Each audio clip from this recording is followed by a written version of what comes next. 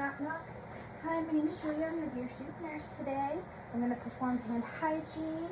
I'm just going to provide some privacy. Alrighty, so can you verify your name and date of birth for me? Jennifer Waters, 1/20/1975. Okay, I'm just going to check your wristband. Alrighty. So the doctor has ordered me to do a full head to toe assessment on you. Is that okay? Yes. Alrighty, so we're going to go ahead and get started. I'm just going to do a general assessment, and while I do that, if you'll just answer a few of my questions for me, okay? So first I'm just going to inspect your head, and I'm going to just make sure everything is symmetrical, size and the shape is normal and symmetrical. I don't see any lesions or anything like that. Do you have any frequent headaches? No. Okay. And do you have any trouble with drooping of the face or anything like that? I don't see any. No. Okay. Alright. And do you have any ringing in your ears? Okay. And I see that you wear glasses. Do you wear contacts? Yes. And have you been having any recent vision changes? No. Okay. And have you been having any drainage in your nose? No. Okay. And have you been having any difficulty swallowing? No. Okay. Any chest pain? Alright. Any difficulty breathing? No. Any difficulty urinating? No. Okay.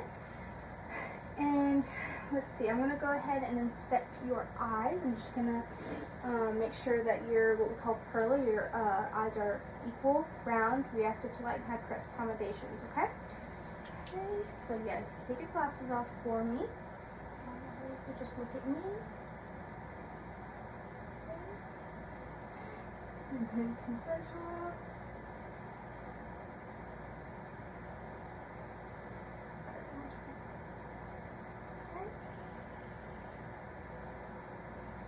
And consensual. Alrighty. And they are reactive to light. And then they're equal, round. I want to look at the size. Just look at me, please. Alright, say they're 4.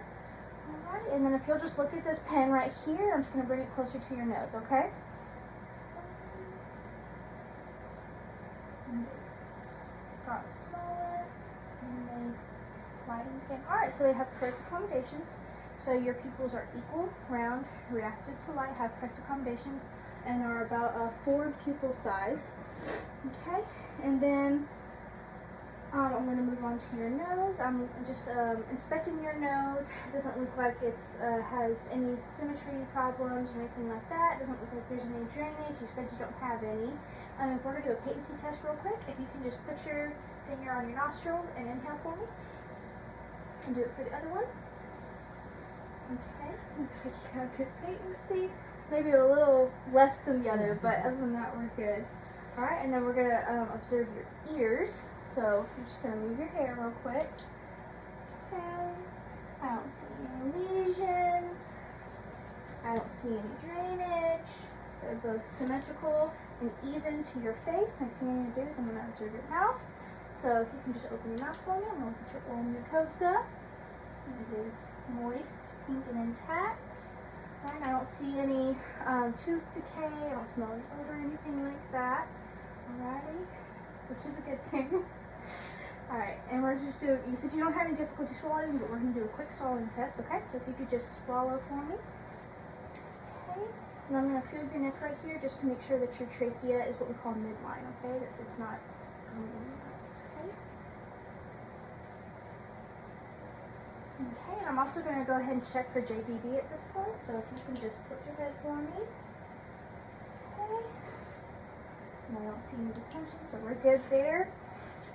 Alright. I would also do, during the hearing assessment, I would do what we call the whisper test, and I would just, we're not going to do it today, but I would just get behind you, I would put my hand on your shoulder, and I would whisper a number or a 3-letter word, and I would have you repeat it back to me. That's just to test your hearing. So, and then I would also do the Glasgow Coma test, which is, well, I would do a neurological assessment, and including that would be educating you about the Glasgow Coma scale. So the Glasgow Coma scale is just a scale that we do to test a person's level of consciousness. after they've had a head injury, and by asking them a series of questions. And so I'm going to go ahead and ask these to assess your level of consciousness. So you already gave me your name, and you're responding with verbal responses, and then you're responding physically. Do you know where you are right now? Bedroom. Okay. And do you know what month it is? It is almost the end of September. Okay. And do you know who the president is? Joe Biden. Okay. And you are,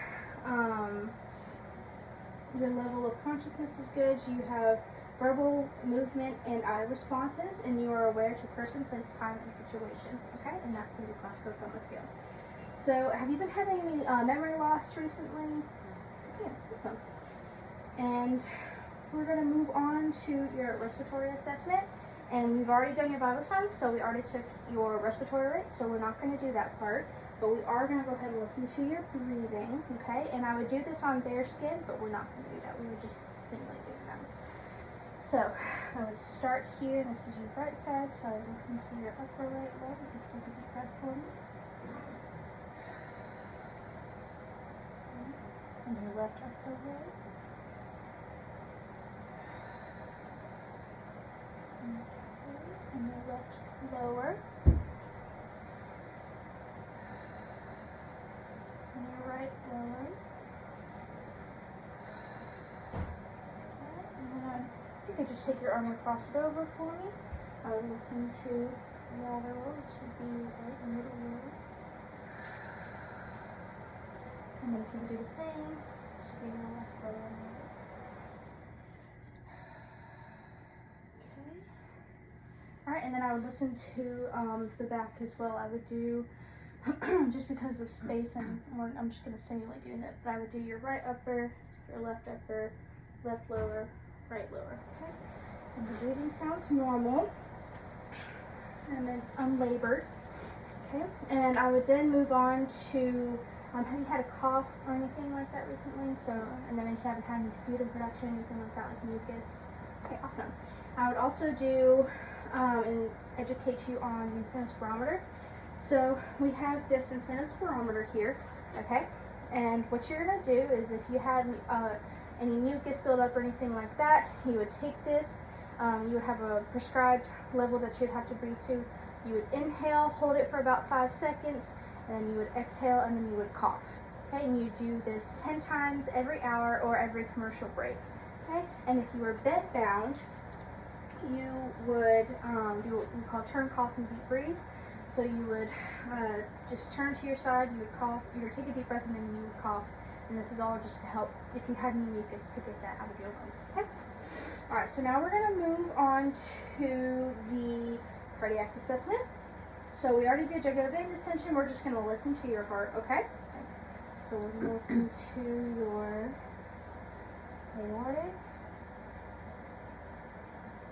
pulmonic, nerves,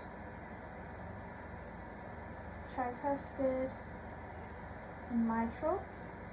Okay, and everything sounds good. And then if I were listening for any murmurs or bruits or anything like that, I would turn it to the bell sign and listen with that. Okay. Alrighty, so everything sounds good there. I'm going to go ahead and assess for some capillary refill. So I'm just going to look at your hands.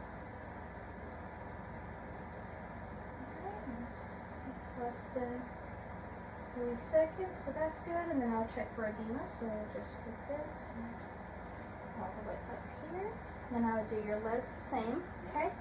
And now I'm going to feel your pulses. And I'm just going to compare them, okay? So here, and this is the radial pulse.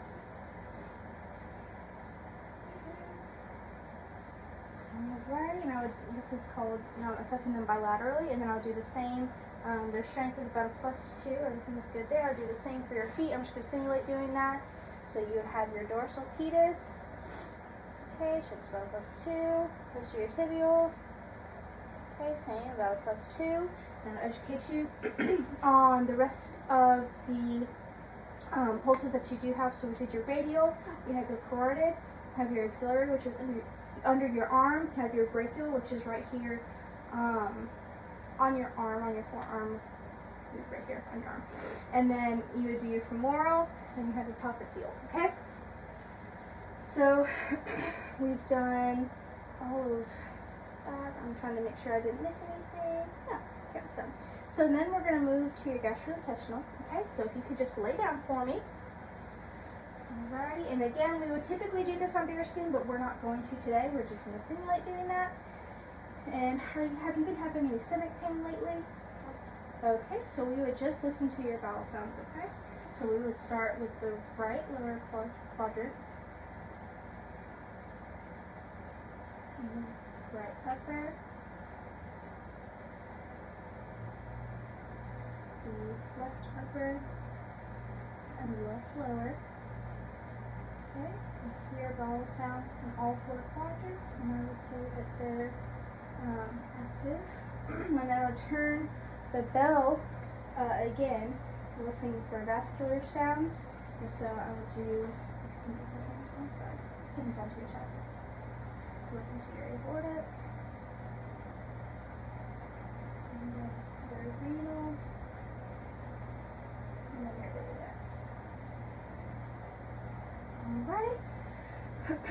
And then you can sit back up for me. Oh, actually, no, sorry. Can you lay back down for me? Sorry. I forgot. So then after we would do inspect, listen, and then we would feel. So then I would have to palpate. So I would just palpate with my 2 front fingers. Again, the same way. Right lower, right upper, right lower, or left upper, left lower, and this would be feeling for masses or anything like that. And now you can sit up, okay? And then have you been having any gas or anything like that lately? Okay. Alrighty. And have you been having any difficulty? We already asked that question. Difficulty urinating or that, nothing like that, nothing burning, anything. Okay. Alright. So last thing is we're going to assess your musculoskeletal. Alright. So what we're gonna do, and I would do this on both sides, but for saving time, we're just gonna do it on one. So, alrighty.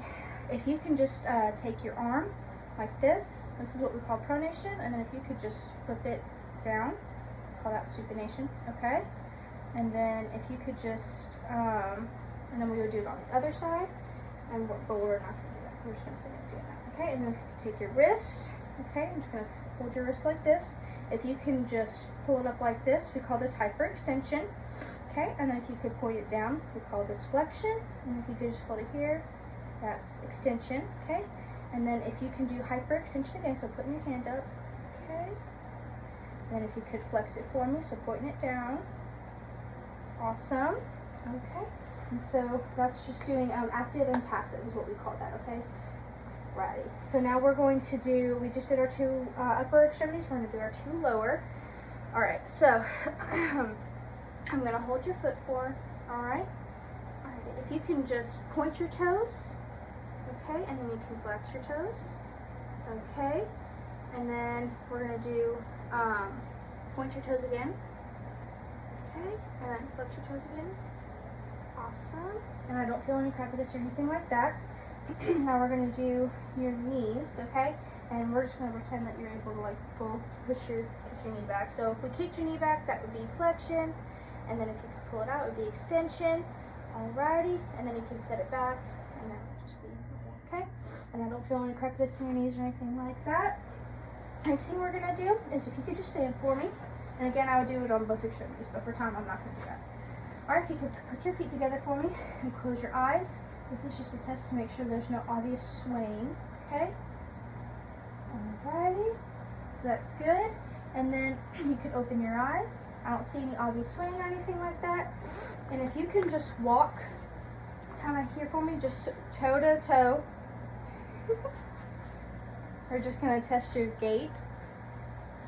Okay, and if you could turn around and do the same thing. Walk back, okay. Awesome. I don't see You're not wobbling or anything like that. You have good balance and good gait. Alright, you can sit down. Have you had any recent surgeries lately? Alright. And are you experiencing any pain or anything like that? So, alright, well, I'm going to get these findings to the doctor, and thank you so much. All right.